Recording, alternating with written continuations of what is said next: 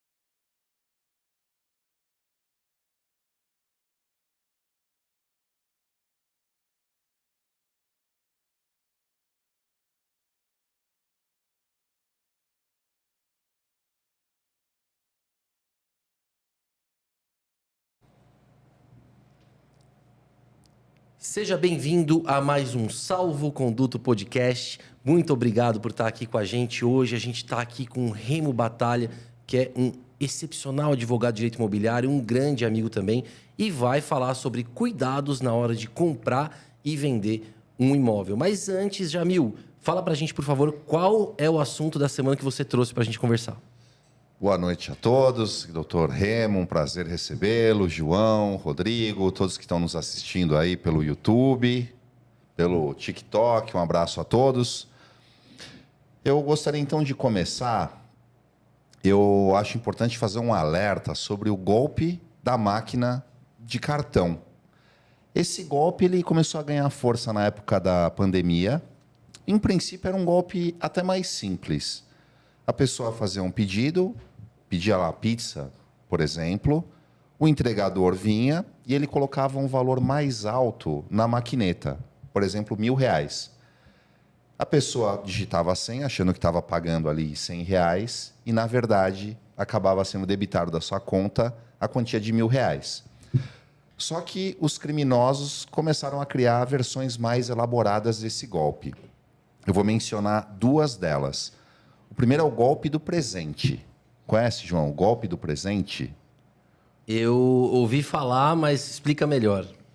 Então, o golpe do presente é o seguinte: no dia de aniversário da vítima, ou em datas festivas, está chegando o Natal agora, ou Páscoa, o criminoso chega na residência da pessoa com uma cesta de chocolate, por exemplo, e ele chama a vítima pelo nome e fala que ela recebeu um presente.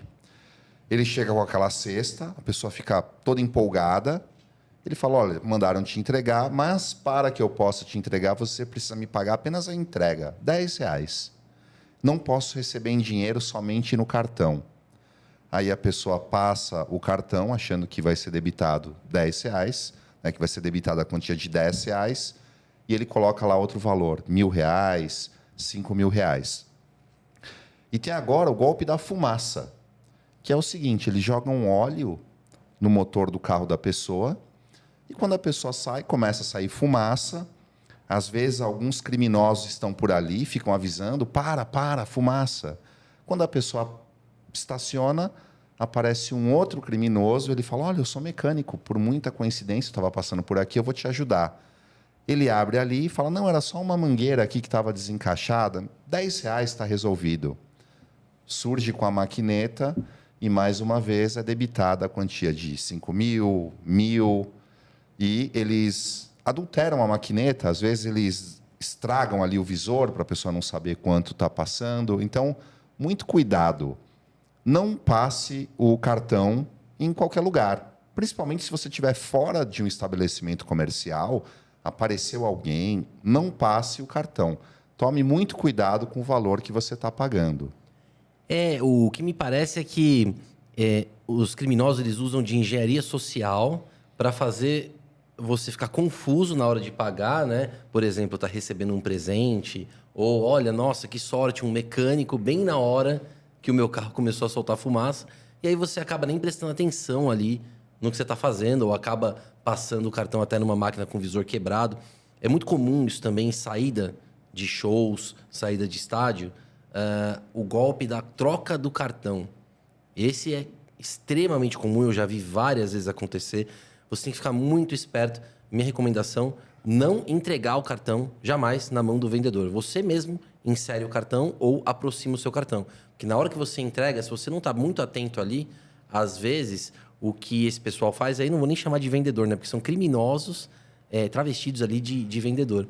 Eles trocam o seu cartão e você só vai perceber muitas vezes no dia seguinte ou bastante tempo depois, e aí eles já usaram o seu cartão pra caramba. Então, tomem muito cuidado realmente com esse tipo de golpe. Jamil, tinha mais um outro assunto que a gente estava conversando, que é a respeito de drones. Explica pra gente, por favor, que é muito interessante. E só para concluir, veja que em todos esses golpes da maquineta, eles usam subterfúgios para desestabilizar a pessoa emocionalmente. Com um presente, ou com um problema no carro, ou alguma outra questão. Então, muito cuidado. E cuidado também, em geral, com pessoas muito prestativas e em situações estranhas. Olha o que aconteceu comigo hoje. Estava indo para a academia, um rapaz na rua começou a gesticular, falar: o pneu do carro tá murcho, vai cortar o pneu. Ele ficou: vai cortar, para. Obviamente eu não parei. Fui até a academia, já não estava tão longe, parei lá dentro. E aí, quando eu olhei, o pneu estava intacto. O que ele ia fazer se eu parasse, né? Era um golpe, eu ia me assaltar. Então, muito cuidado. E agora, voltando então à questão do drone, veja só até onde chega a criatividade dos criminosos. Eles estão agora utilizando drones para levar celulares e drogas para dentro dos estabelecimentos prisionais. E nós tivemos um caso no estabelecimento prisional de Mongaguá, em que eles confeccionaram um drone caseiro. Consegue imaginar isso? O sujeito com conhecimento de eletrônica, ao invés de usar isso para o bem, o sujeito confeccionou, ele fabricou um drone caseiro, e esse drone estava sobrevoando o presídio levando celulares. Os funcionários do presídio, eles têm um dispositivo lá para neutralizar os drones, a arma, conseguiram derrubar o drone e não houve a entrega dos celulares que estavam sendo levados para lá. Mas veja só até onde chega, né? A engenhosidade do ser humano, quando voltada para o mal, é complicado, né? Eu tenho até umas imagens desse drone, eu vou deixar aqui para vocês verem aí, enquanto a gente está falando. Eu vou deixar, na verdade, no corte posterior do Instagram, porque aqui, né, já foi. Mas, enfim, é curioso, né? Perfeito, perfeito. Não, muito interessante, Jamil. Obrigado por ter trazido esses assuntos hoje. E agora a gente vai passar a falar com o Remo. Antes disso, eu quero pedir para você que está nos assistindo aí, se inscrever no canal, compartilhar essa live com as pessoas que você conhece. A gente vai ter um conteúdo muito bom aqui a respeito de compra e venda de imóveis. Se você está pensando em comprar ou vender um imóvel, a gente vai falar sobre os cuidados que você precisa ter. E ninguém melhor para falar disso que o Remo Batalha, que é um excepcional advogado, está aqui com a gente hoje. Remo, boa noite. Muito obrigado por ter vindo. Se apresenta para o pessoal, por favor. Obrigado, João. Obrigado, Jaime. Obrigado pela oportunidade. Realmente, esse é um tema que me agrada muito. Eu trabalho com isso, mexo com isso há quase 3 décadas. Então, já tive muita experiência relacionada à compra e venda de imóveis, assessoria, permuta imobiliária. É um tema que, inclusive, foi objeto da minha tese de mestrado. Então, assim, fico muito confortável e gosto de falar disso. E sei que também é um tema que ajuda muito as pessoas, porque, de alguma forma, alguém já passou, está passando, tem alguma dúvida, né? Ou, às vezes, a aquisição do imóvel que ele fez ainda pende um registro, pende alguma coisa para regularizar. Então, talvez alguns dos temas que nós vamos falar aqui vai poder ajudar essa pessoa que está nos ouvindo. Excelente, Remo. Obrigado, viu? Eu conheço o Remo há mais de 15 anos, né, Remo? Olha, eu avalizo totalmente o trabalho dele e é uma honra te receber aqui, viu, Remo? Eu quero começar fazendo uma seguinte pergunta para você. Remo, quais são os principais cuidados que as pessoas têm que ter na hora de comprar ou vender um imóvel? Essa é uma excelente pergunta e até para começar, a gente precisa primeiro fazer uma separação de duas modalidades.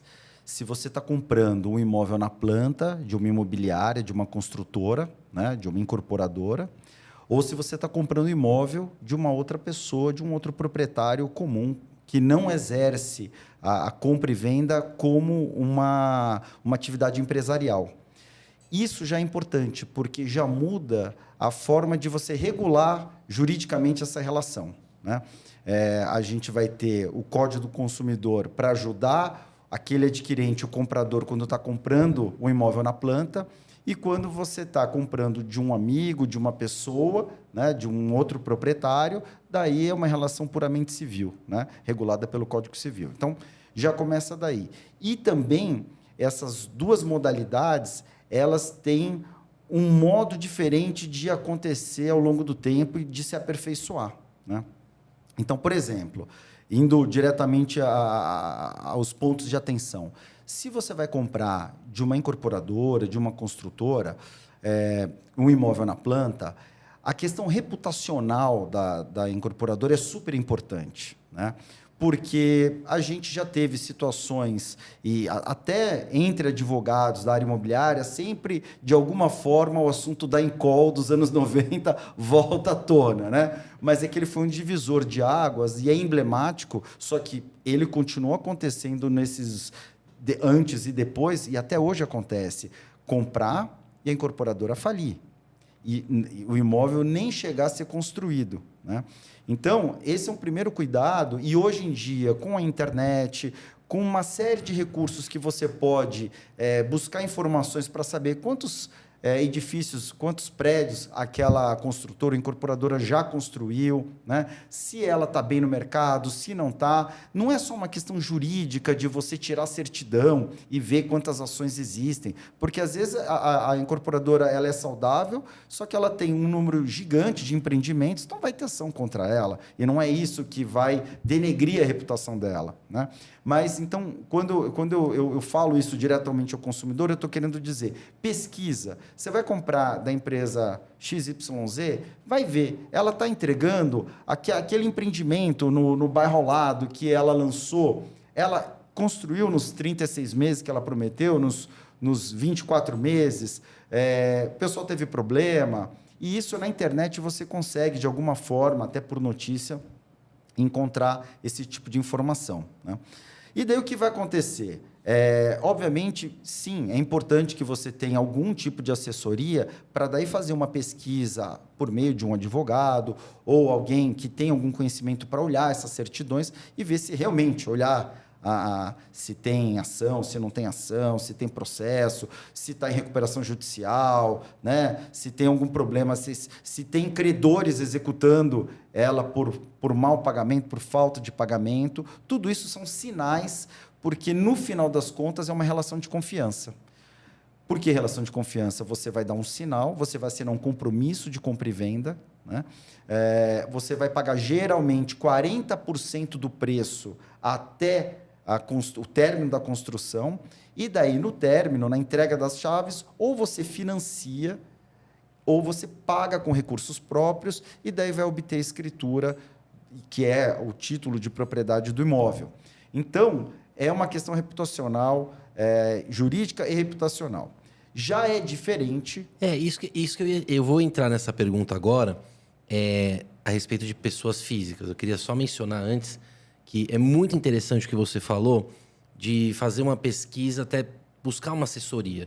Veja, eu já vi vários casos de prédios que são construídos, entregues, e aí depois de 5 anos, por exemplo, a fachada começa a cair, aquelas cerâmicas começam a cair e dá um problemão. E aí eu acho que, por mais que a construtora tenha vários processos ou poucos processos, talvez uma assessoria, se você está com um pouco de dúvida sobre a reputação da construtora, uma assessoria jurídica aí que vá analisar um pouquinho os processos para ver, olha, essa construtora tem problema crônico disso ou daquilo, eu acho que é muito importante. Mas você mencionou, então, problemas na compra e venda de construtoras. Agora eu vou te fazer uma pergunta sobre pessoas físicas. Então, Remo, quais são os principais cuidados que uma pessoa deve ter ao comprar um imóvel de outra pessoa, de uma pessoa física? Exatamente. Essa seria a outra modalidade que também é muito comum. Esse imóvel já é um imóvel pronto, um imóvel usado, né? Ou mesmo que seja novo, a pessoa construiu, enfim. Então, você vai ter que pagar o valor à vista ou fazer um financiamento, né? Ou um plano de pagamento, mas num formato, numa cronologia financeira diferente daquela do imóvel na planta, porque você já vai receber as chaves.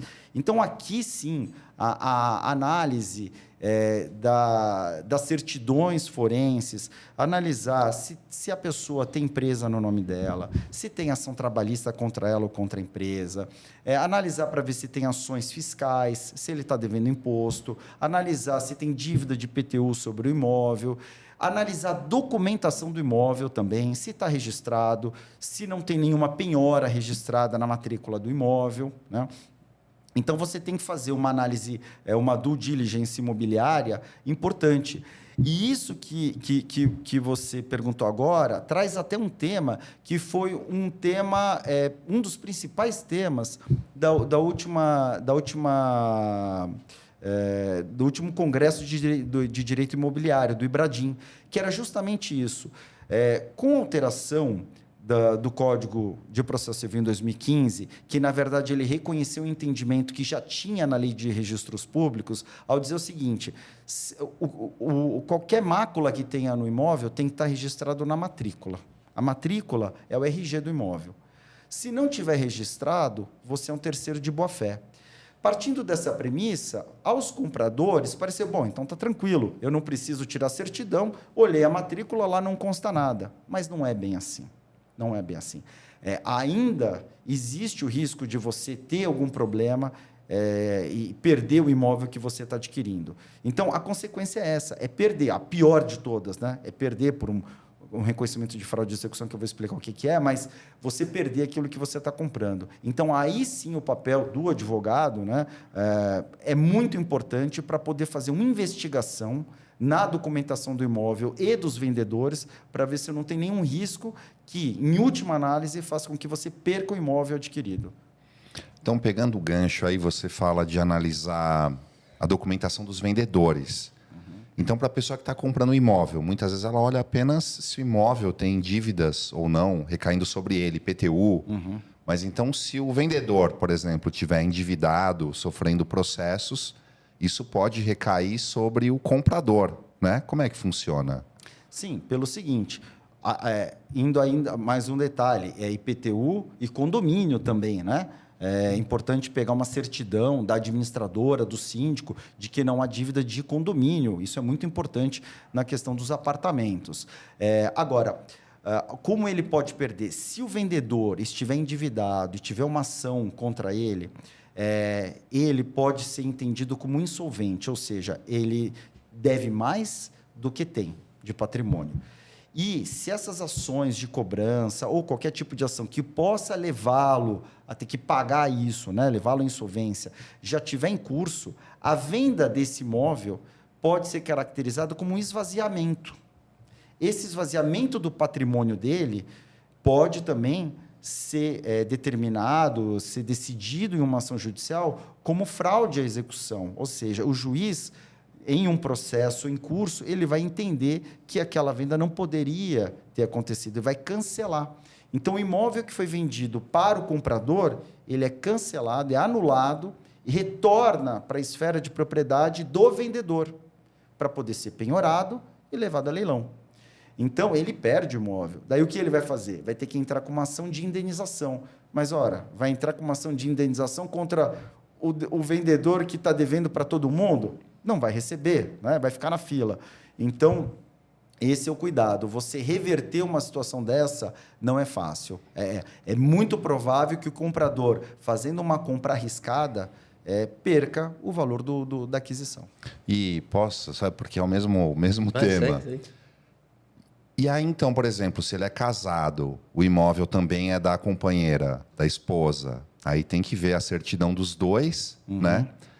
E no caso em que o vendedor é empresário, por exemplo, aí é mais complicado ainda. É mais complicado ainda, pelo seguinte, tanto que a gente geralmente pede um tipo de certidão na junta comercial para saber se ele tem empresas no nome dele, ou também isso teria que estar declarado na própria declaração de imposto de renda, se ele detém cotas de alguma empresa. Por que isso?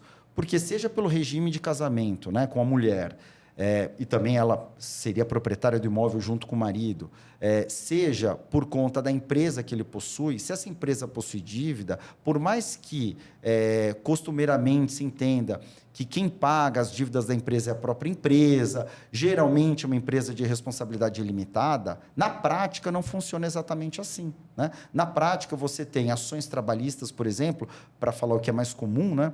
Que a responsabilidade do sócio, dos administradores, ela é mais fácil de ser atingida. Tem um procedimento de desconsideração? Tem. Desconsideração da personalidade jurídica, né? Ou seja, sair da pessoa, do CPF, do devedor e chegar no CNPJ na empresa dele. Mas isso acontece, né? Então, esse é o risco. Um erro que eu vejo algumas pessoas cometerem é analisar a situação só do último proprietário, que é o vendedor. Mas, às vezes, é interessante ver também a situação dos antigos proprietários. Como é que funciona isso? Tem que fazer pesquisa dos antecessores também? Existe um padrão assim que é muito de sensibilidade, né? Porque quando a situação ela não está boa, você começa a investigar, puxar documento, a olhar os processos que existem, você vai pesquisando, encontrando o quanto de problema tentou se ocultar ali. Então, essa questão de você buscar certidões dos antecessores, ela é recomendável quando a pessoa acabou de transferir o imóvel para o nome dela. Então, comprou há 6 meses, há 1 ano, há 2 anos, pouco tempo, ou a pessoa recebeu antes por meio de doação e daí transferiu para o nome de outra pessoa, recebeu por herança. Então, pode ser que alguém lá na cadeia de pessoas, de proprietários no passado, tem alguma mácula, tem alguma dívida, e daí o que ele fez? Passou para o nome de terceiro, às vezes nem foi uma compra e venda verdadeira, só para poder deixar no nome de uma pessoa por um período que não tem nenhuma restrição. Então, as certidões vão ser tiradas em nome da última pessoa, né? E não das anteriores. E a ação, ou a penhora, ou uma discussão sobre a dívida do devedor está acontecendo em nome do antecessor, que pode chegar no imóvel, né? Se der um problema com dívida do antecessor, derruba todas as vendas em cadeia. Eu tenho situações no escritório que cancelaram 5 negociações de compra e venda posteriores, porque se entendeu que havia fraude à execução e anulou tudo, anula em cadeia. E daí um vai cobrando de quem comprou, né? Do vendedor. Em cadeia, um cobrando até tentar receber. Mas, assim, uma situação extremamente complicada. E quem comprou de boa fé fica como? Olha, quem comprou de boa fé, nesse caso, também perde, né? A vantagem é o seguinte: o comprador de boa fé, se ele foi diligente, olhou as certidões e na matrícula não consta nada, isso sim traz segurança jurídica. Porque também a gente está falando dos riscos, né? Mas então parece que é super perigoso e você está sofrendo um golpe, como vocês estavam comentando os golpes da maquininha, né? Sim, mas existe segurança jurídica. A segurança jurídica ela está baseada na diligência, o comprador diligente, o comprador que gostou do imóvel, muito bem. Então, contrata alguém para dar uma assessoria, para tirar certidões, para olhar a matrícula. Se na matrícula não consta nada, já é um excelente sinal. Você já está com uma camada de proteção, mas ela não é suficiente. Então, vão ser analisados outros aspectos do imóvel, mas, obviamente, ter a matrícula limpa já é alguma coisa. E um cuidado também, que eu acho bom mencionar, em alguns casos, assim, no litoral. O sujeito, ele se anunciava como corretor de imóveis, ele intermediava a venda e, de fato, tinha lá o dono vendendo, a pessoa querendo comprar. Só que ele convencia os envolvidos de que o depósito deveria ser feito na conta dele. E aí, uma vez feito o depósito, ele sumia. E acabou. Ele ficava com dinheiro, o negócio não se concretizava e aí gerava lá as ações. Então, isso também não é comum e não deve ser feito, né? Pagar o valor, não da comissão, o valor todo para o corretor de imóveis, né? E isso que você está dizendo já é bem interessante, porque, na verdade, existe um sem números de situações que podem te induzir a erro, né? Eu não quero aqui ser o cavaleiro da desesperança, do apocalipse. Mas, por exemplo, vou dar mais um exemplo em cima disso. É comum a pessoa que está vendendo, às vezes não está no nome dela o imóvel. Ela tem um compromisso particular de compra e venda. E na matrícula está em nome de outra pessoa. E a pessoa que nunca adquiriu, que não tem um mínimo de conhecimento, vai lá, vê que a pessoa mora naquele imóvel, entende que ela é a titular dos direitos de propriedade e que ela vai vender, faz um contrato particular de compra e venda, mas não vai levar a propriedade. Tem o direito de aquisição, mas a propriedade está em nome de outra pessoa, né? Então, será que houve boa-fé? Será que aquela pessoa vai passar a escritura, né? Como é que você vai regularizar isso depois? Então, essa é a questão de você, para quem pagar, né? Com quem você está fazendo o negócio, né?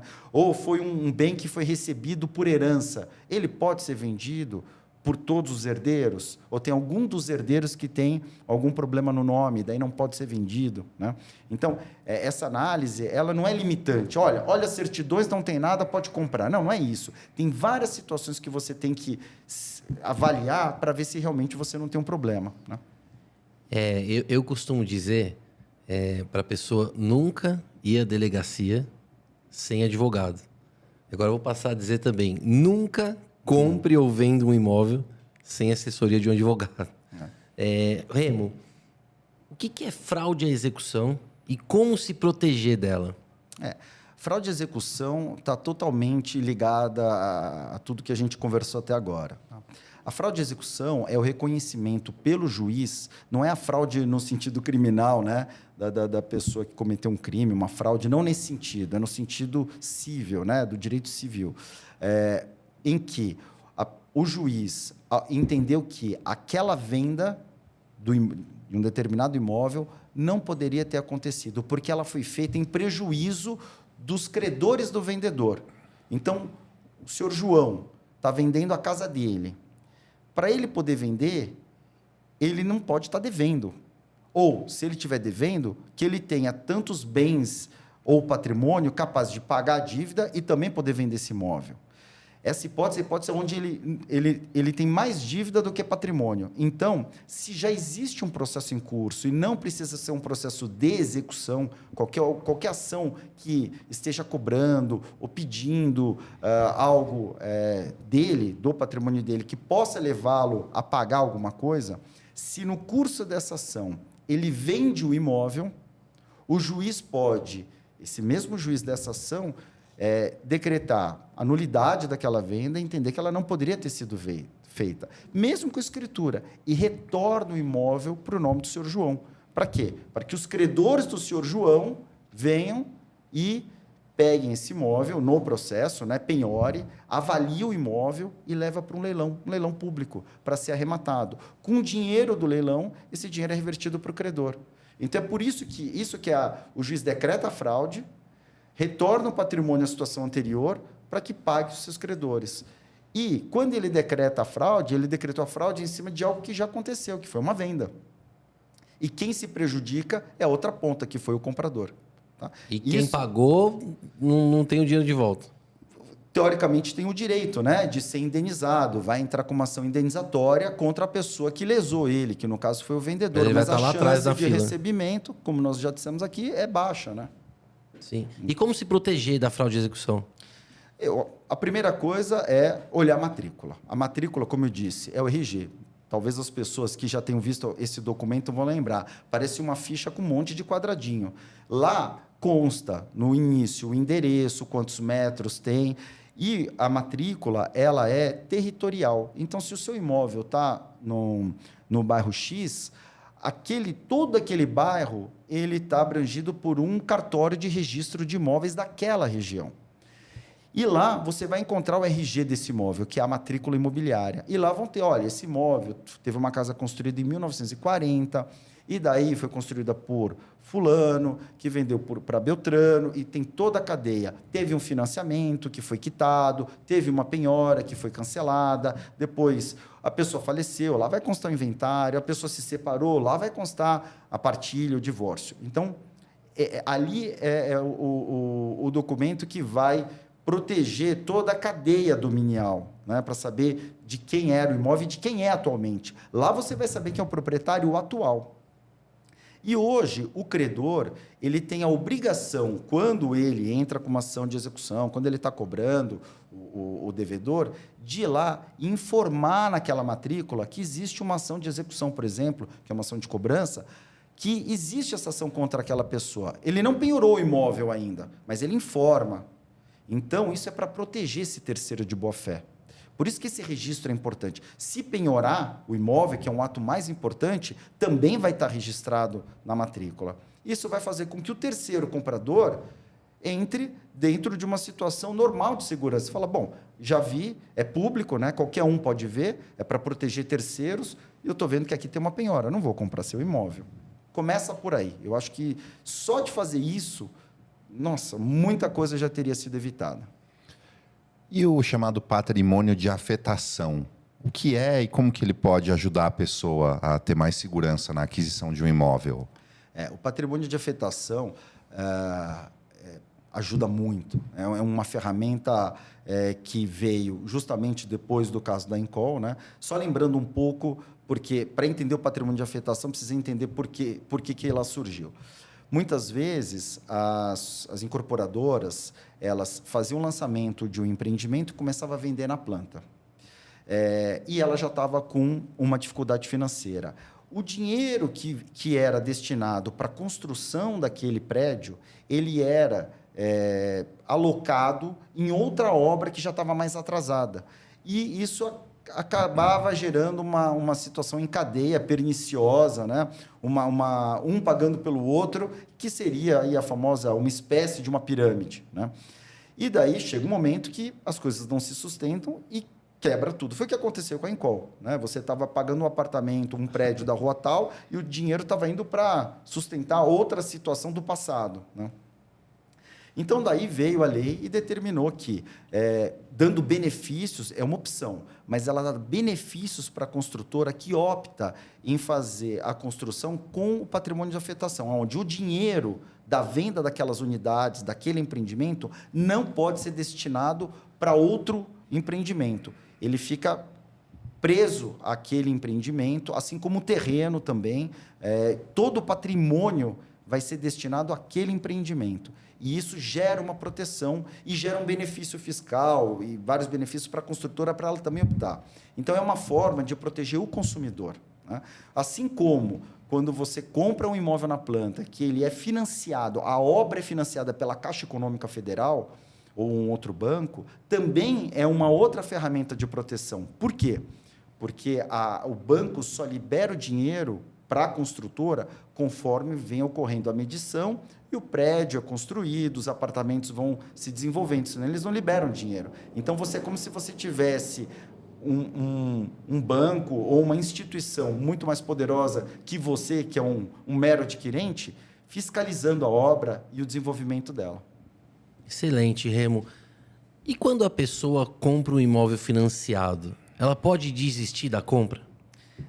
Isso é uma questão muito interessante também. Pelo seguinte, quando a pessoa adquire um imóvel na planta, por exemplo, existe a lei do distrato, que foi uma lei muito discutida e ajuda hoje bastante porque ela regula como funciona a desistência pelo adquirente. Então, assim, no imóvel na planta dá.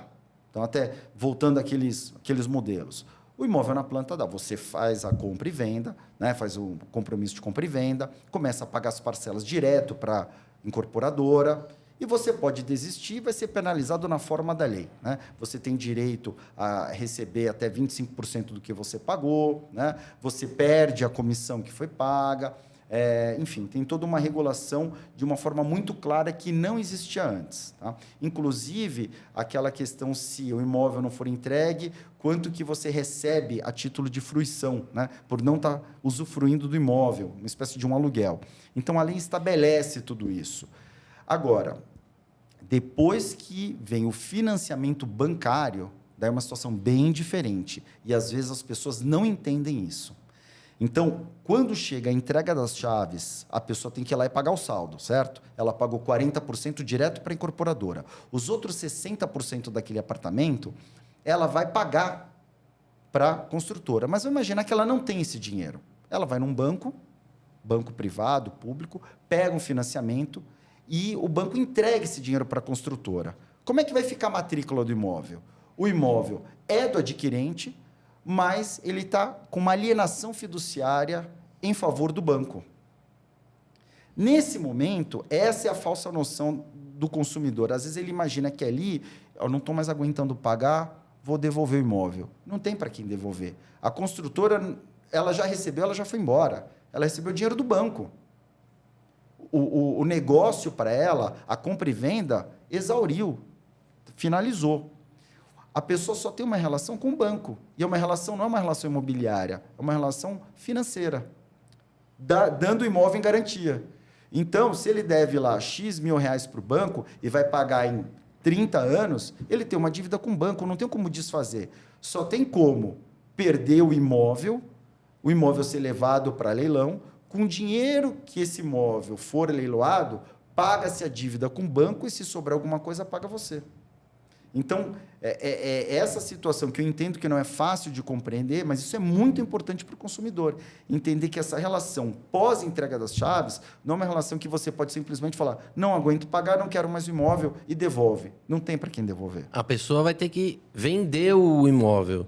Essa é uma possibilidade. E é possível alguém que comprou um imóvel financiado, está pagando ainda, vender esse imóvel? E como que funciona essa venda? É só alguém ir lá e assumir o financiamento? Como que funciona? Não é bem assim. Não é só isso, né? Encontra um comprador que, se ele tiver recursos para quitar o imóvel, ele paga a sua parte e vê o saldo devedor no banco e paga o banco.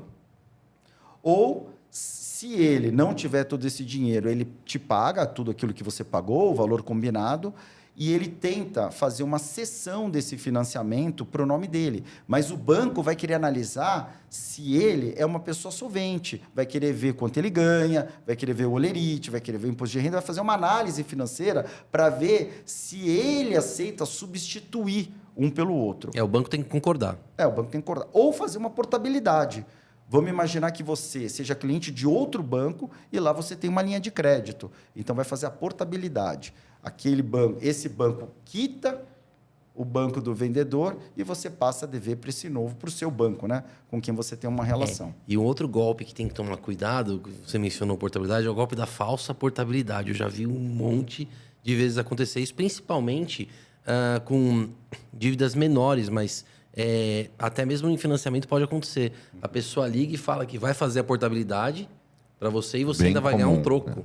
Bem comum esse golpe. E aí, na verdade, é tudo falso, tudo mentira. Você acaba ficando com 2 financiamentos para pagar. Isso eu já vi acontecer várias vezes. Então, muito cuidado se te oferecerem uma portabilidade. A recomendação que eu dou é a pessoa ir presencialmente ao banco. Não tem agência, é banco digital.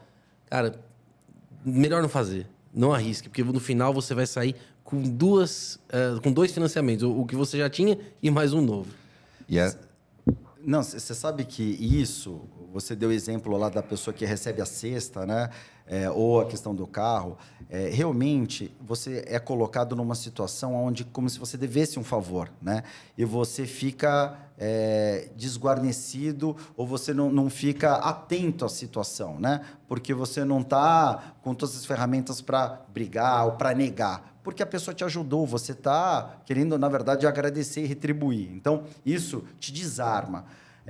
Na área imobiliária, muitas vezes, toda essa situação de portabilidade, de contrato, de documento, contratos extensos, muitas vezes você também fica desarmado por não entender e até ficar, de alguma forma, se sentir minorizado, entendeu? Olha, não entendo, não sei, vou assinar, não estou entendendo nada. Não, talvez a culpa seja minha de não conseguir entender, né? De não ter essa compreensão, então vou me submeter e vou assinar o que tiver que assinar. Isso é perigoso. Tá? Por isso que é importante você realmente, às vezes é melhor ser chato, mas entender o que você está assinando e entender as suas obrigações. E é bem comum a pessoa se enrolar, né, no financiamento e não conseguir pagar.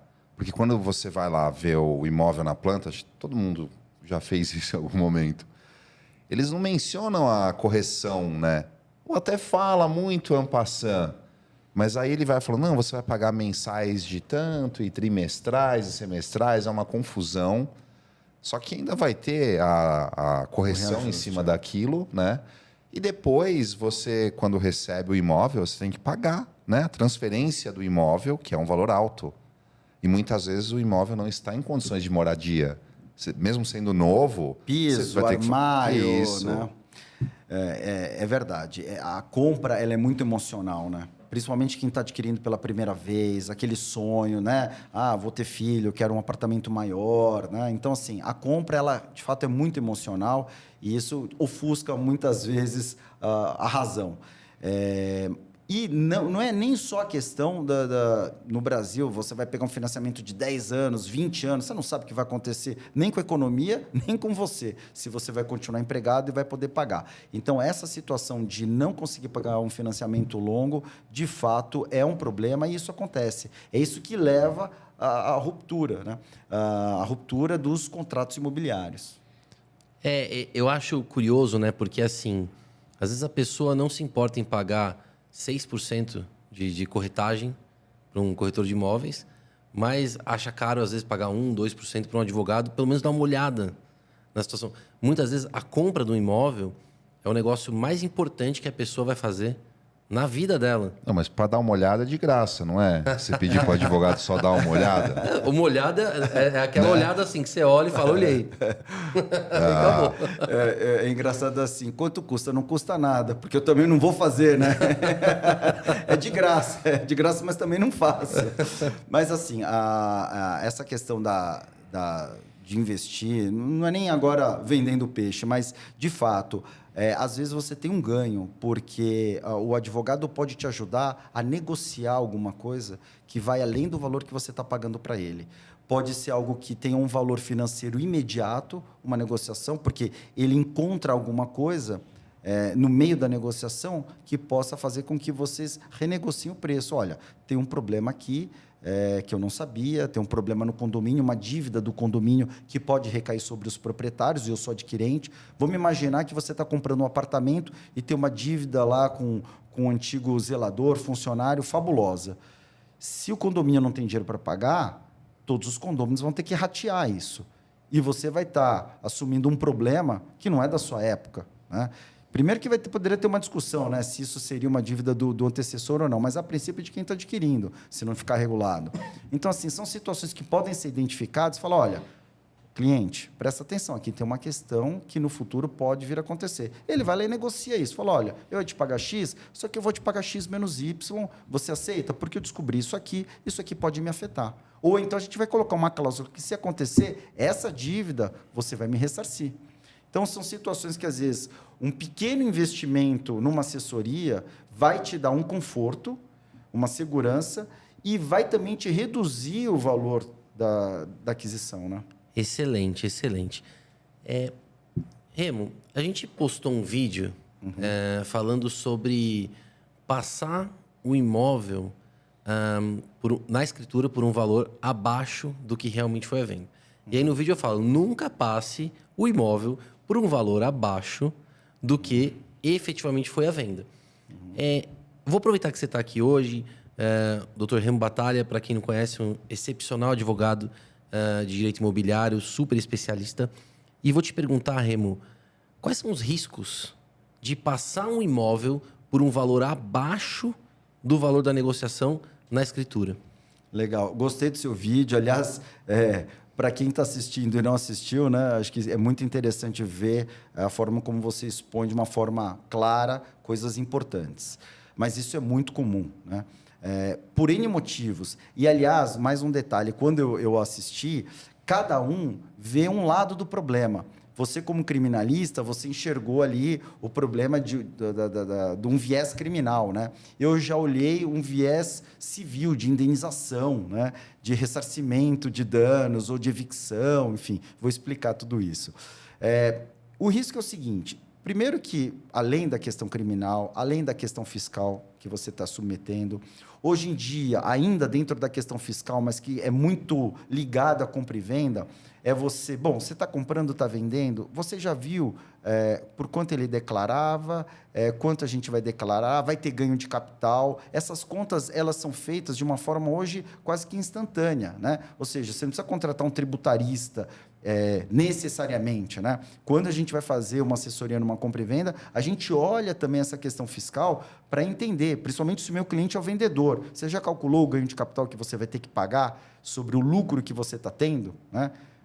Parênteses, não quero fugir muito do tema, mas o ganho de capital é 15% sobre o lucro. Como você não atualiza o valor que você declarou na compra do imóvel, se esse imóvel já está há algum tempo, ele está desvalorizado. O valor de mercado é muito maior do que o valor declarado. Você vai pagar 15% sobre essa diferença. E muitas vezes o cliente não fez essa conta. E o que vale é o que está lá na escritura, né? É o que vale, sim, e o que está no teu imposto de renda, né? Mas isso tem a ver com o que você está dizendo, ou seja, ele vai passar por menos, né? Primeiro, o que ele vai fazer ou como que ele vai sumir com esse dinheiro pago por fora, né? Vai depositar na conta dele? Já é um problema, né? Tudo é muito rastreável. O COAF vai pegar. Exatamente. Agora, o que eu queria acrescentar em tudo que você já explicou, eu acho que é o seguinte: se o João compra da Maria um imóvel por 1 milhão e declara por 500 mil, esse imóvel pode ter algum problema depois da compra. Um vício redibitório, uma fraude de execução, como a gente estava dizendo, você perdeu o imóvel. Ou você, por algum motivo, por justa causa, querer desfazer a compra. Olha, tem um vício construtivo aqui nessa casa que eu não tinha como saber. Eu não aceito comprar. Eu comprei essa casa baseada em determinadas condições que qualquer homem médio compraria. Mas se eu soubesse que ela tem um problema construtivo, que ela tem risco de desabar, eu não quero mais. Devolve meu dinheiro, eu vou embora. Agora, devolve que dinheiro? 1 milhão ou 500? Porque no papel está escrito 500. Então, essa questão de você passar por baixo, para o comprador, ele está diminuindo ou prejudicando o direito dele de ser indenizado no futuro. E se você falar aqui que é 1 milhão, você vai ter que confessar um crime aí. Exatamente. Ou, no mínimo, de falsidade ideológica, ou até mesmo um crime contra a ordem tributária, porque você deliberadamente declarou na escritura um valor menor do que foi a negociação, né? E essa questão também de passar, eu acho que acontecia mais no passado. Não que não aconteça hoje, mas eu acho que todas essas amarrações de controle financeiro, da legislação e também dos financiamentos, de alguma forma impede isso. Porque, por exemplo, vou falar do financiamento bancário. Quando você vai comprar por meio de um financiamento bancário, você não vai conseguir passar por menos, né? Então, ali vai estar a operação, ela vai estar totalmente exposta. Então, olhando assim, no direito imobiliário nos últimos 30 anos, o que eu consigo enxergar de uma forma muito clara é que a legislação, felizmente, caminhou para aumentar o nível de segurança, né? Foram diversas medidas, diversas leis que, todas unificadas, elas protegem as pessoas. Código do Consumidor, a Lei de Registros Públicos, a nova Lei de Registros Públicos, o SERP, que agora está tudo digital, tudo centralizado, um único banco de dados, né? O próprio Código Civil, Código de Processo Civil. Então, uma série de normas que, se você for pensando uma aqui e outra ali, todas elas protegem toda essa relação jurídica de compra e venda. E na verdade, ali na hora de fazer a escritura, vai ter que se usar o valor venal de referência da prefeitura, né? Então, eu acho que só dá para fazer isso se o valor estiver muito desatualizado, né? Em que sentido? Por exemplo, eu vendi por 1 milhão e eu quero declarar 500 mil, mas o valor venal lá está 500 mil. Uhum. Isso vai me dar problema ou não? Se você olhar sob o viés do pagamento do ITBI, falando aqui de São Paulo, por exemplo, que é 3%, se o valor venal de referência, que é o valor que a prefeitura estabelece para os imóveis para fins de compra e venda, por exemplo, tiver acima do valor do negócio que você está declarando, para a prefeitura, que é quem recebe, né, o ITBI, o Imposto de Transmissão, vai ser sobre o valor venal de referência e não sobre os 500 mil. Vai ser o valor que ela estabelece, é o maior valor. Agora, se a sua compra é maior do que o valor venal de referência, vai ser sobre o maior valor, né? E vale a pena comprar imóvel de leilão? Quais cuidados o comprador precisa ter? Olha, eu acho que vale a pena, mas a pessoa ela tem que estar disposta a ter o maior cuidado e realmente fazer algum investimento para poder analisar tudo isso, porque tem um número maior de questões a serem organizadas e trabalhadas. Então, se você pensar do seu ponto de vista financeiro, vale a pena, porque como funciona o leilão? Até pegando um pouco o exemplo que a gente deu, a pessoa estava devendo condomínio, devendo para um credor, esse imóvel foi penhorado, né? Eu vou falar do leilão judicial, tá? Para simplificar. Esse imóvel foi avaliado e foi levado a leilão. Tem a primeira asta e a segunda asta, que é a primeira praça, a segunda praça, né? São feitos em 2 momentos. No primeiro leilão, ele tem que ser pelo valor mínimo da avaliação que foi avaliado o imóvel. É uma avaliação que vai estar lá no processo, com fotografia, dizendo naquele bairro, metro quadrado, as características do imóvel. Se não houver licitantes, se ninguém comprar, e é comum que não se compre, né, todo mundo espera a segunda praça, o segundo leilão, que daí ele pode ser adquirido por um valor que, em torno, ele começa em 50% do valor da avaliação. Não pode ser um valor vil, o juiz não vai permitir. Mas tem que ser um valor que ele seja atrativo. Então, o leilão começa geralmente com 50% do valor. Hoje em dia, a maioria dos leilões, quase todos, são online agora. Então, fica um prazo e é sempre no último momento, nos últimos minutos ali, que o pessoal começa a dar lance. Lance. Você tem um valor mínimo, né, de acréscimo para você dar 5 mil. Você deu 580, eu tenho que dar 585. E daí, naquele minuto lá marcado, o termo final, quem deu o maior lance vai arrematar. Ele vai pagar a taxa do leiloeiro, 5%. Né? Ele vai ter que ter analisado antes se tem alguém morando no imóvel, o estado do imóvel. É comum que, às vezes, não seja possível entrar no imóvel para poder ver o estado de conservação dele. Né? Você vai ter que analisar se ele tem dívida de condomínio, dívida de IPTU, se isso está dentro do preço. Geralmente está. Precisa ler o edital, mas geralmente esse valor está dentro do valor da arrematação, né? Ou seja, você arremata e esse dinheiro também serve para pagar as dívidas do imóvel. Então, feito tudo isso, daí, no processo judicial, tem um procedimento que não é instantâneo, né? Vai ter que ser feita uma documentação para poder você registrar o imóvel no seu nome, né? Vai ter que ser expedido como último documento, um auto de arrematação, que é um documento assinado pelo juiz. Você vai levar lá no cartório de imóveis e vai registrar no seu nome. Agora, daí tem a questão da posse, né? Que é das chaves. O imóvel está vazio? Se tiver vazio, ótimo. Você vai lá e entra no imóvel. Mas e se tiver alguém? Normalmente não tem, né? Muitas vezes tem. Então, você vai ter que pedir o mandado de missão na posse para o juiz e o juiz vai determinar, né? A questão não é nem tanto o risco de não conseguir, mas é a demora. E também pode ser que a pessoa que esteja lá dentro, ou o credor, ou as partes do processo, entre com recurso. Então, muitas vezes a gente passou por isso. A pessoa arrematou e teve que aguardar o término do recurso. O dinheiro dele estava depositado, houve a arrematação, mas tem que aguardar o término do recurso, porque ele vai estar dizendo que o valor foi vil, ou que a avaliação foi abaixo, entra com recurso no tribunal, e tem que aguardar o término, o trânsito em julgado, para poder liberar tudo. Então, essa é a dificuldade que eu vejo, né? É uma opinião muito pessoal na aquisição de imóvel em leilão. E nesse meio tempo, quem paga o condomínio, quem paga IPTU? Você deu o lance, arrematou o imóvel, e aí tem recursos e mais recursos, você fica lá um ano para conseguir entrar no imóvel. Nesse meio tempo, quem paga o condomínio e IPTU? Olha, veja bem, é discutível isso, né? Eu entendo que, por mais absurdo que seja, a partir do momento que existe a arrematação, aquela pessoa que arrematou se tornou o proprietário, né? Não está registrado ainda, mas ele que foi o adquirente. Então, teoricamente, ele teria que pagar. Mas também entendo que ele poderia ter como exigir que a outra parte pague, porque foi ela que deu causa ao recurso e essa demora. Só que imagina, é aquele negócio de você brigar contra quem não tem dinheiro, né? Se a pessoa já está perdendo imóvel porque tinha dívida, ele vai ter dinheiro para pagar o condomínio. Na maioria das vezes também tem dívida de condomínio, já tem uma dívida de condomínio. E dá né? para cobrar de quem está ocupando ali também, mas se a pessoa já está ocupando irregularmente o imóvel, ela dificilmente vai ter dinheiro para te pagar, né? Talvez uma possibilidade seria requerer o juiz para que o valor da arrematação, essa dívida entrasse, né, no valor da arrematação, para que o valor da arrematação que você depositou pagasse. Mas, sinceramente, essa experiência ainda não vivenciei exatamente nesse ponto específico, então não tenho aí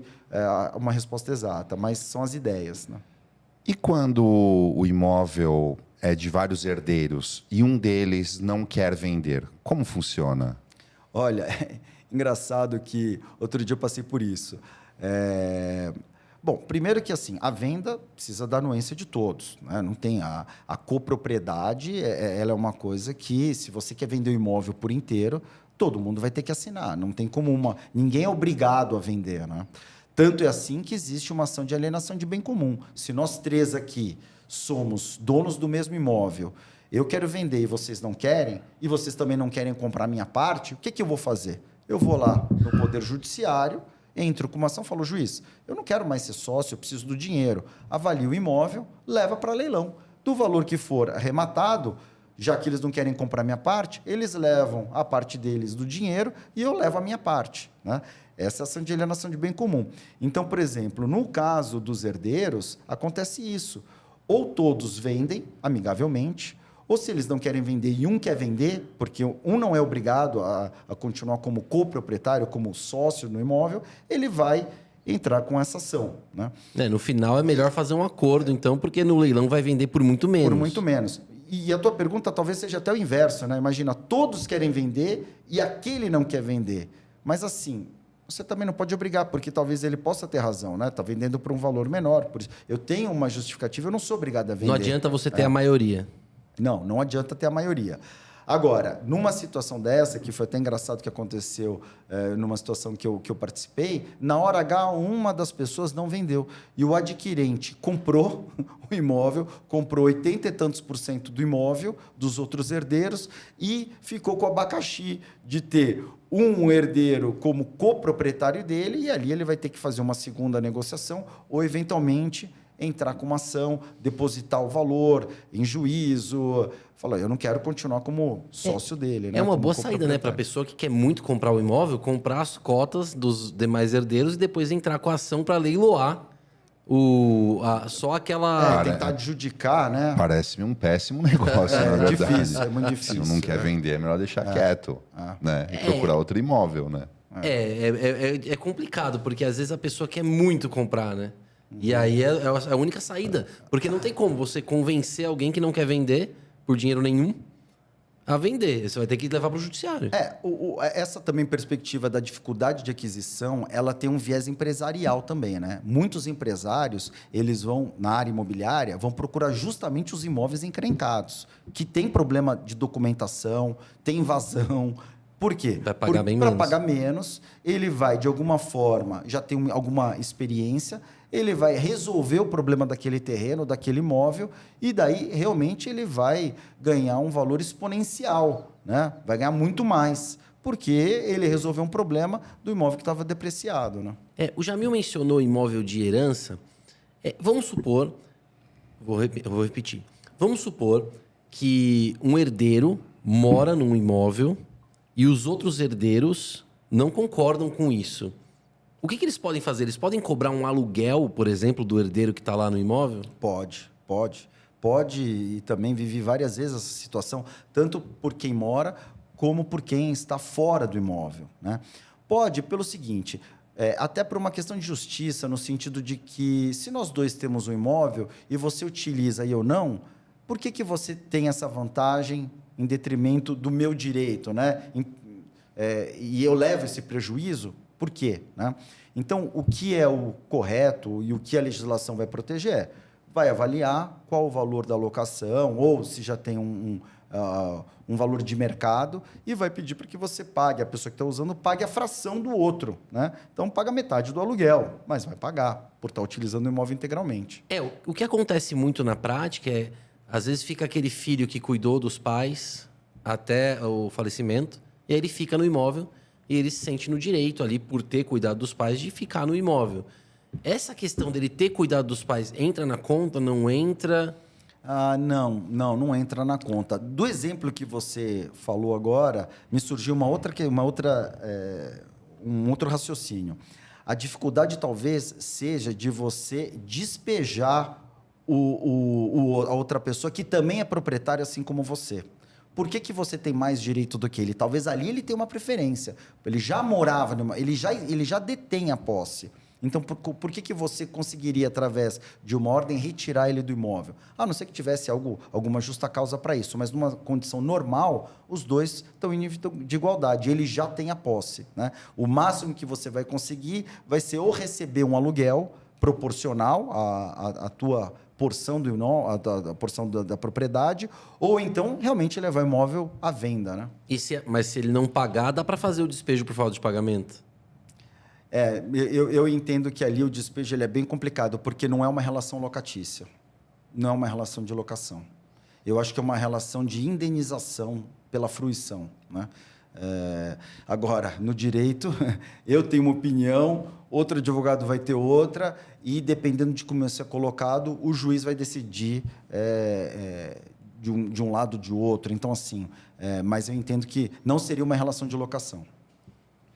E por atuar na área, qual a sua visão sobre o mercado imobiliário hoje? Você acha que está um mercado em alta, em baixa? Olha, eu acho que o seguinte, a gente teve um problema, né, em 2015, mais ou menos. Quem vai lembrar mais ou menos que dessa época, né, entre 2010 e 2015, teve um boom imobiliário, um monte de empreendimento e depois atraso na entrega das obras. Daí vieram aquela avalanche de ações pedindo indenização por atraso na entrega. Por quê? Porque o mercado estava desaquecido? Não, porque tiveram inúmeros lançamentos e não tinha mão de obra, insumo, e atrasou tudo. Né? Depois daquilo, depois de 2015, veio uma baixa, veio a crise, 2018, né? E na pandemia, surpreendentemente, o mercado imobiliário começou a reagir.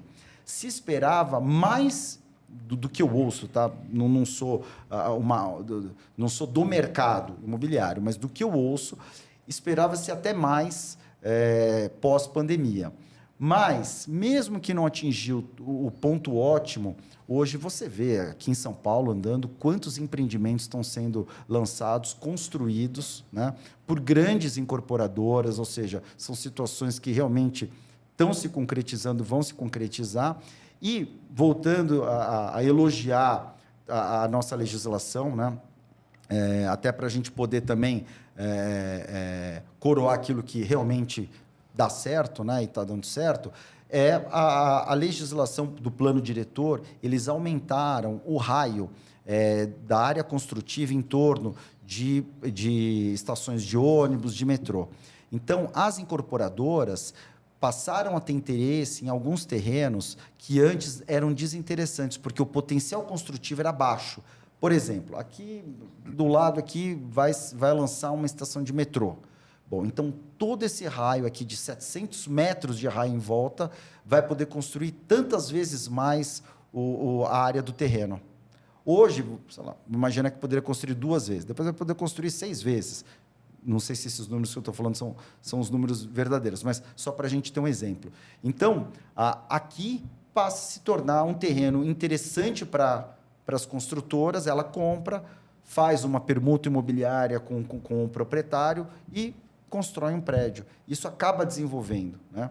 E hoje em dia, né, as novas modalidades. Esses prédios hoje talvez não tenham, são estúdios sem garagem para você poder né, ter um preço mais acessível. O preço do metro quadrado é caro, mas como também o apartamento é menor e tem facilidades no prédio, então o mercado imobiliário também está inovando, né? É fácil de você encontrar prédios que têm residências, né, apartamentos residenciais e comerciais, com um shopping embaixo, um mini shopping embaixo. Então, assim, no térreo, eu acho que o mercado está aquecido e está numa fase positiva.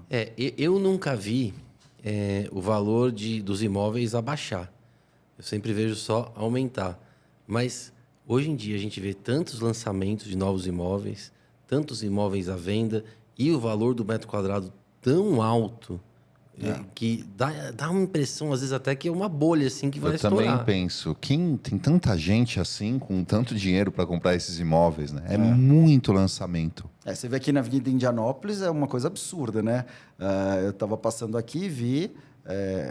não existe mais casa. Tá tudo murado, né? Com aqueles tapumes de construção e só empreendimentos de alto padrão. E, ao mesmo tempo, um monte de gente saindo de São Paulo para morar no interior e trabalhar como home office. No interior, as casas aumentando de preço, assim, no interior, no litoral, aumentando de preço absurdamente. Eu não sei, enfim, eu não entendo desse mercado. Mas talvez a conta aí é um pouco do crescimento da população, né? Então, de alguma forma, você vai verticalizar, né? Talvez as cidades do interior que não tinham prédio passam a ter. Eu acho que é meio que um caminho natural nesse aspecto. Agora, as políticas públicas, elas influenciam. Então, por exemplo, a taxa de juros. Se você aumenta a taxa de juros, isso prejudica o mercado imobiliário, né? Então, assim, tem vários viés aí que podem ajudar ou prejudicar. Se você abaixa a taxa de juros, sai todo mundo financiando apartamento, né? Não, excelente. Remo, eu quero te perguntar sobre o seu livro. Você escreveu um livro chamado Permuta Imobiliária, Hipóteses de Ruptura. Fala um pouquinho sobre esse livro para a gente e sobre o que seriam as hipóteses de ruptura na permuta imobiliária. A permuta imobiliária, às vezes é um nome um pouco desconhecido, mas que às vezes ele pode estar presente na vida de qualquer pessoa, tá? Porque a permuta é a troca, né? É a troca de uma coisa por outra. E no caso da permuta imobiliária, é a troca de imóveis, né? Esse exemplo que a gente acabou de dar, da pessoa que tem uma casa, de uma herança que recebeu um terreno ou um imóvel, e daí vem uma construtora para comprar aquele quarteirão e construir, muitas vezes é feito uma proposta de permuta imobiliária com os proprietários. E quem são os proprietários? São pessoas que não são da área imobiliária. Ele recebeu por herança aquele imóvel. Ele nunca negociou uma permuta. Ele não tem noção nem do que é isso. E por conta disso, existe uma discrepância, uma assimetria de informação, uma diferença de conhecimento entre a construtora que vem para fazer esse negócio, que ela faz diuturnamente, ela sempre faz esse negócio, com pessoas que estão vendendo, que estão fazendo pela primeira vez. Essa falta de conhecimento da operação traz uma vantagem para a incorporadora e uma desvantagem para o vendedor, para o permutante terrenista, que se chama, tá? E é por conta disso que, daí, no mestrado, eu desenvolvi uma tese ligada a isso, porque são situações que também, no meu trabalho, vivenciei muito. Essa assimetria de informação. Um sabe muito como fazer, outro não sabe nada. E, às vezes, os contratos eram totalmente pró-incorporadora, né? E trabalhando nesses contratos é que a gente tentou buscar um equilíbrio, não para prejudicar um ou outro, mas para trazer, pelo menos, uma linha de entendimento do que é o razoável, tá? E as hipóteses de ruptura, elas acontecem porque é justamente o tempo que leva para esse contrato se performar. Se eu tenho um terreno que eu troco com a incorporadora. E por que eu troco? Não é porque eu poderia receber em dinheiro, mas em dinheiro eu recebo menos. Se eu trocar por metro quadrado construído no próprio local, eu vou receber mais. E muitas vezes a proposta da incorporadora é isso: olha, em dinheiro eu te pago 1, em dinheiro mais área construída eu te pago 2, se eu te pagar só com área construída eu te pago 3. Então, muitas vezes a pessoa vai para a permuta, ela realmente tem uma vantagem financeira, só que com a vantagem financeira ficam obrigações que você vai aguardar a construtora, a incorporadora executar, porque ela vai ter que construir. Você está entregando o teu terreno hoje para daqui 3 anos ela te entregar o apartamento. E se ela quebra no meio do caminho. E se acontece uma crise financeira? E o negócio fica condicionado também aos demais vizinhos quererem vender, né? Isso, na verdade, é até uma questão precedente, né? Quando você faz a permuta, meio que todos os contratos ali daquele quarteirão são feitos com uma condição suspensiva. Olha, eu estou comprando de você, mas a gente assina o contrato, mas ele nem vai ter eficácia agora. Vai ficar suspenso até eu conseguir comprar todos. Na hora que eu comprar todos, daí sim, todos começam a ter validade e eficácia. Então, essa tem uma questão precedente. Agora, depois disso, e durante 3, 4, 5 anos, N coisas acontecem. Discussão de preço, rediscussão de preço, problema com prefeitura, embargo de obra, tudo que você puder imaginar. E o comprador, ele fica ali amarrado a essa situação. Então, essas hipóteses de ruptura que eu escrevi foi um conjugado de várias experiências que eu vivenciei e trouxe para apontar para as pessoas que estão negociando, olha, presta atenção aqui, isso pode dar problema. Quando não é para você não fazer, mas na hora de assinar o contrato, olha isso. Hipóteses também, ou sugestões de como solucionar, né? Questões de arbitragem, mediação, cláusula de hardship, situações que a pessoa pode, sabendo, levar à mesa de negociação com a incorporadora para evitar um problema futuro, né? Quais são, por exemplo, uma das ideias que eu trouxe do direito societário foram as cláusulas MAC, né? Que é Material Adverse Change, que seria o que realmente é importante e que impactaria no nosso negócio. Isso é causa de ruptura. Aquilo não é causa de ruptura. A gente já estabelece antes, para que coisas que, de repente, não são relevantes, são secundárias, alguém possa falar, olha, aconteceu isso, então o contrato está rescindido. Não. Isso não é relevante o suficiente para rescindir o contrato. O que é relevante, a gente vai enumerar. É isso, isso, isso. Se isso acontecer, está rescindido, mas o resto, a gente vai ter que se recompor de alguma forma. Muitas vezes, essas cláusulas são até a favor da incorporadora, não é nem do terrenista vendedor. Então, esse livro fala sobre isso, né? Mais destinado a empreendimentos imobiliários, né? Então, basicamente, é o exemplo da pessoa que vende o terreno para construir um empreendimento naquele local. E daí, enfim, logo aí já vai estar à venda nas livrarias, está em fase de edição. Excelente, parabéns, Remo. Jamil, a gente está caminhando até já para o final do programa, mas eu queria fazer uma pergunta para você antes, em que o Remo também pode comentar. Jamil, você como juiz, principalmente lá no litoral, já atuou em milhares aí de questões imobiliárias, né? Quais são, assim, os principais erros que as pessoas cometem na hora de vender ou comprar um imóvel? Bom, nesses anos atuando como juiz, eu identifiquei 7 erros. Então, 7 erros mais comuns cometidos pelos compradores na hora de adquirir o imóvel. Primeiro, comprar o imóvel de quem não é dono. Então, aparece um sujeito ali vendendo a posse. Ele diz que tem os direitos possessórios e ele está lá há muito tempo e nunca apareceu ninguém lá. Então, ele convence o comprador. O comprador adquire o imóvel, a posse, e eis que pouco tempo depois aparece lá o dono e fala, não, esse imóvel é meu. Esse é o primeiro caso. Segundo, pagar para a pessoa errada. Eu dei até o exemplo. Havia lá um sujeito que se apresentava como corretor e ele convencia, então, o comprador a depositar o dinheiro na conta dele. O comprador depositava, esse dinheiro não ia para o vendedor e aí estava armada lá a confusão, né? O comprador acabava não recebendo o imóvel. Terceira, a pessoa adquire o imóvel de quem é o dono, mas não registra. Então, adquiriu o imóvel sem registro. Contrato de gaveta. Então, imagina, eu compro de você um imóvel, mas a gente não leva registro, contrato de gaveta. Pode acontecer, primeiro, de você ser uma pessoa desonesta, o que aqui não é o caso, mas o vendedor pode ser uma pessoa desonesta e pode vender o bem de novo para outro. Ou você até pode não querer me aplicar um golpe, mas recair em processos, dívidas sobre você. O imóvel está lá bonitinho no seu nome no registro e acaba sendo levado pelos credores. Então, é uma outra situação. O que mais? Adquirir o imóvel do dono, mas não registrar, né? Posso Quer ver? Eu tinha fazer feito- um comentário? Pode, eu vou lembrando a outra. Nisso que você falou, até pelo fato de ser praia, né? Você tem áreas que são áreas da União, né? Então, o imóvel ele também está registrado na Secretaria do Patrimônio da União. E na praia tem as áreas de marinha, né? Então, assim, além de você adquirir o imóvel, de ter um registro imobiliário, ele também tem foro e laudêmio, que são taxas e registros na SPU, que também precisa transferir. Como é caro, muitas vezes você tem um imóvel que foi vendido 4 ou 5 vezes só quando com contrato de gaveta. Então, se você compra e quer regularizar, você vai ter que ir no SPU e regularizar toda a cadeia de transferências, né?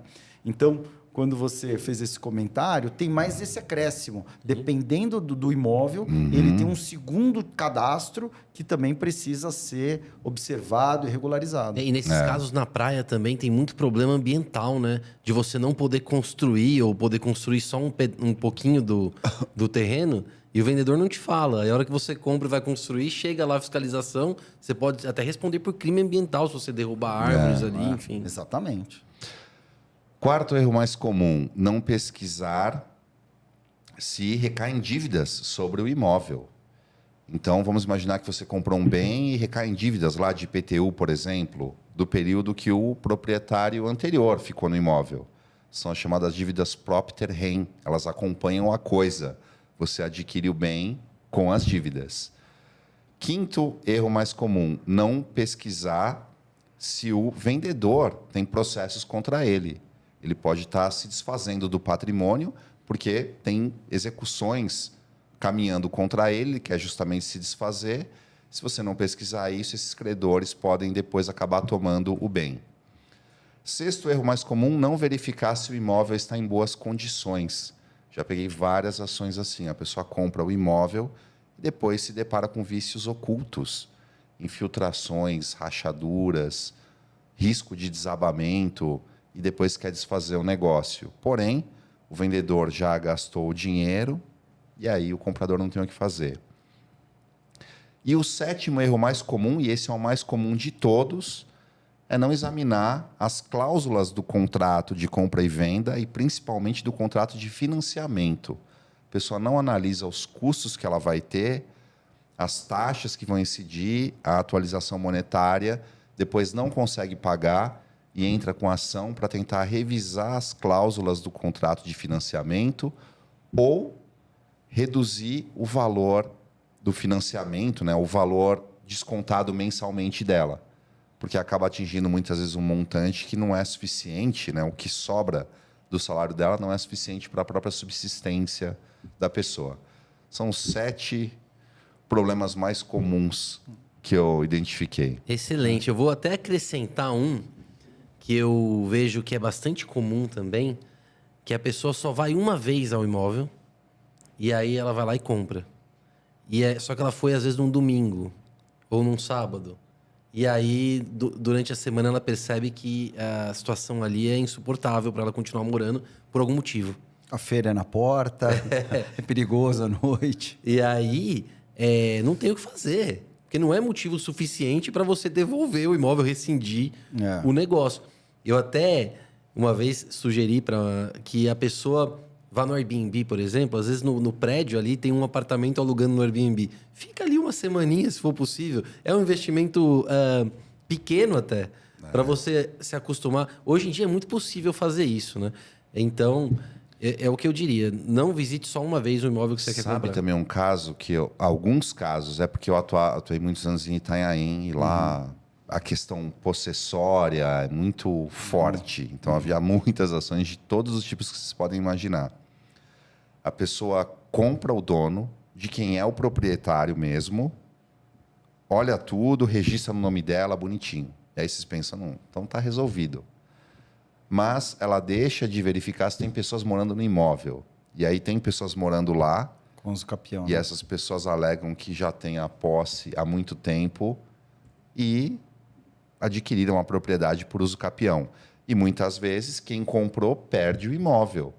Porque se está consolidado o uso capião mesmo, ele acaba se sobrepondo ao que a gente vê no registro, né? Exatamente. A pessoa ainda não entrou com a ação, mas o imóvel já é dela, digamos assim.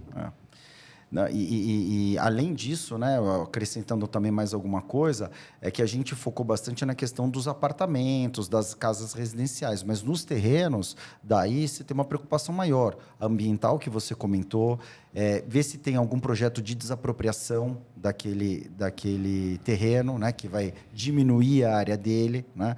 Se você tem ações de uso capião, ações reivindicatórias sobre a propriedade, discussões sobre a propriedade do imóvel. Então, assim, terreno, eu acho que daí vai até um pouco além. Agora, obviamente, o nosso tema aqui era falar sobre os problemas que a gente precisa ficar atento e evitá-los, né? Agora, é importante também entender que existem várias ferramentas de solução. O uso capião que você comentou também é uma forma de você solucionar a documentação, né? Não é só aquela prescrição aquisitiva para você adquirir o imóvel porque você entrou clandestinamente na casa. Não é só isso. É também para a pessoa que comprou o imóvel, tem um contrato de compra e venda já há 20 anos, a família mora, só que quem vendeu faleceu, você não encontra, nem sabe onde está mais a pessoa, não encontra formas normais de passar a escritura para o seu nome. Então, você vai fazer isso através de um processo de uso capião ou uma ação adjudicatória, que agora, inclusive, a ação de adjudicação ela é digital, pode ser também a extrajudicial. Então, tem vários formatos. O uso capião também é extrajudicial. Dá para fazer no cartório, no cartório, exatamente. Então, tem saídas, mecanismos hoje de solução que precisam ser bem aplicados para resolver os problemas imobiliários.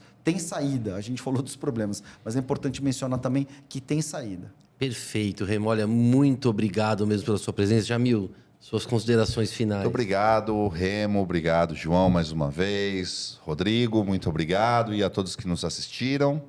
E até a próxima semana. Remo, suas considerações finais, por favor. Obrigado, viu? Não, queria parabenizar vocês. Vocês conseguiram aqui criar um fórum de discussão com uma linguagem fácil, né? Que não é para advogado, não é só para o ambiente dos operadores do direito, mas principalmente para o público, né? Porque é democrático. Vocês acabam ensinando, informando, discutindo questões importantes para a vida das pessoas. Então, queria parabenizar vocês. Foi uma honra ter conversado aqui um pouco sobre esse tema. Parabéns, Remo. Eu que agradeço, porque, olha, foi fantástico. Eu tenho certeza que quem assistir essa live do começo ao fim... Não compra imóvel nunca mais. Ou não. Ou só compra com advogado. Contrata um advogado para comprar. Tenho certeza que foi muito enriquecedor para todo mundo. E não perca o próximo episódio do Salvo Conduto Podcast. Terça que vem. A gente está sempre aqui, terça, às 8 da noite. Obrigado, pessoal, que assistiu pelo TikTok. Obrigado você que assistiu pelo YouTube. Não deixe de se inscrever no canal, de compartilhar essa e as nossas outras lives também com seus amigos. Enfim, a gente gosta que venha bastante gente aqui comentar para a gente poder também melhorar o programa e crescer cada vez mais. Um grande abraço, pessoal.